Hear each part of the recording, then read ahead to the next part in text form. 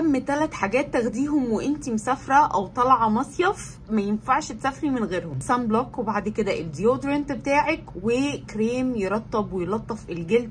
بس البراندز كتيره، ولو مش عارفه تختاري ايه فانا جايبالك 3 برودكتس يجننوا. دي يا جماعه شنطه الصيف من براند حياه المصري. انا عايزه اعرف مين اللي قال ان احنا في مصر ما عندناش برودكتس تجنن. اول حاجه طبعا في الشنطه هي السان سكرين بتاع حياه. عايزه اقول لكم ان هو تحفه، هو دراي تاتش، ينفع للبشرات الدهنيه، قوامه حلو جدا جدا وسهل الامتصاص، واحسن حاجه ان البشره بتشربه وما بيعرقش ولا بيدهن، فهيكون يعني مناسب جدا جدا في الصيف. انا حطيته على الايد دي كمان، بصوا ملوش اثر. وطبعا الرول اون ده بتاع ميلاتكس ما ينفعش يسيب شنطتك، استخدميه كل يومين، وعايزه اقول لك يعتمد عليه، وكمان بيفتح الاندر ارمز، بجد تحفه وريحته جنان. تالت برودكت بقى معانا هو السترالاين بودي ميلك. عايزه اقول لك ده هيبقى صديقك في الصيف لان هو بيرطب الجسم والبشره كويس جدا، وكمان ينفع للبشرات الحساسه او فيها اي اريتيشن،